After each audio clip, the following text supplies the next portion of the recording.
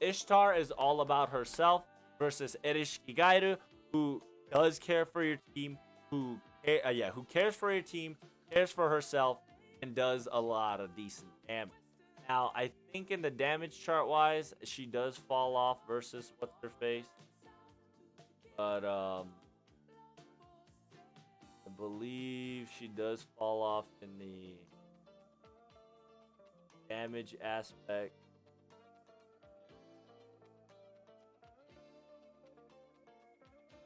So she does 19,948 versus Ishtar, who does this much. But then again, Ishtar did get an interlude to kind of make herself better.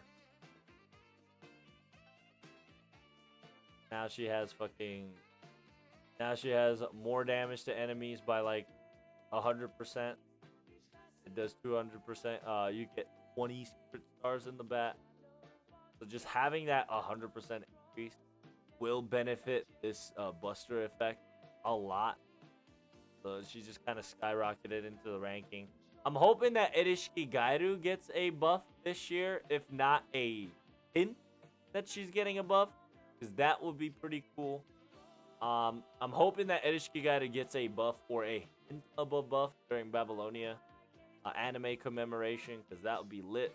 Because she definitely needs some McLovin, but at the same time, understand that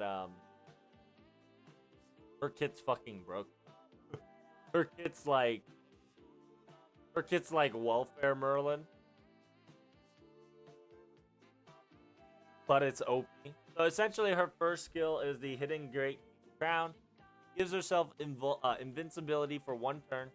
Chance to grant herself debuff immunity. It is a chance.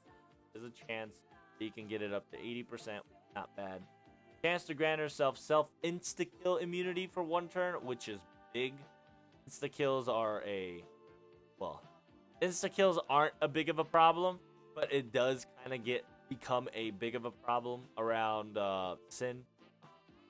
A chance to increase own buff removal resistance by 100 for one turn. This is kind of selfish. Perfectly fine. It gives herself invincibility for sure. She has all these chances that can be increased by 80%. Level 10 it. People don't level 10 it as much, but like if you do, it's a lower cooldown. So I did it. Mana burst. Parentheses cage plus 8. This is very important because it increases own performance buster for one turn, charges own MP. So you do a gigaton of damage and you get a gigaton of MP. She's one of the few servants that can give herself the 50% star and buster damage simultaneously. Of course, there are Pioneer, the stars, and X, Y, and Z that can charge themselves this way. But she does extra 50 for another turn. And this one, it is a niche. You do have to use it correctly. Protection of the Underworld EXE. It grants party a protection of the Underworld stats for 3 turns. While they have this stat, it has a passive called enables additional effect when Ereshkigal ult or MP, which increases party defense for 3 turns by 20% at level 10, increases party's MP generation by 30% for 3 turns, and increase party's max HP for 3 turns by 3k. This is essentially a welfare, if not a little better version of Merlin's third ability. It just doesn't have that buster burst applied to it. So it's a very defensive, very friendly, very helpful third skill. The first skills are just giga selfish. That is perfectly fine. Because this legit just makes up all the selfishness that she's got.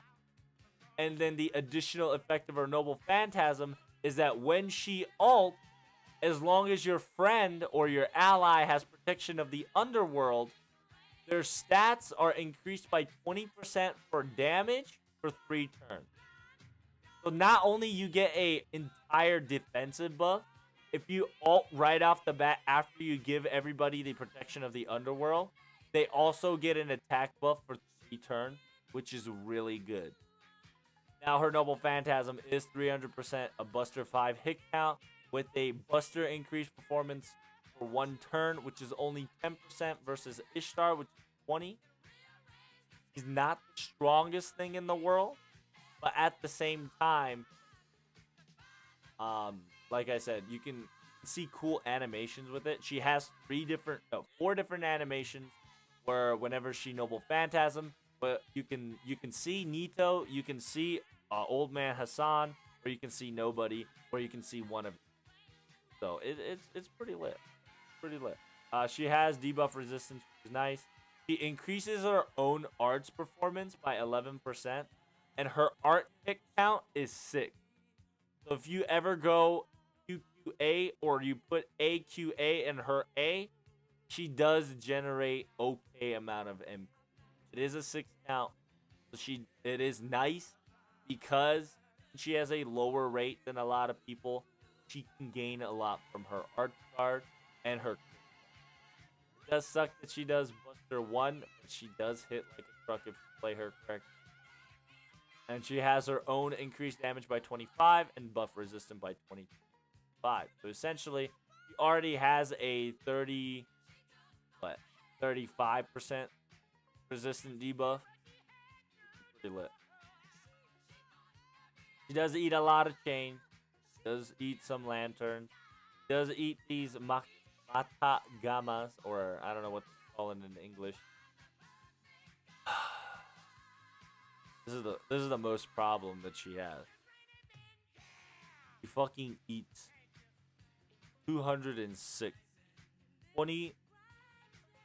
216 steak in total at level. You want to 10 her, which you should. I highly recommend. If not, 1 10. She eats a lot of steak. All right, a lot of steak. Her noble phantasm is not the strongest, but it says Buster performance, Buster and MP by 10% while she's on the field. It's not bad. Like it really isn't if you're going to use her as a support. But she can sustain herself as a Lancer Buster AoE solo.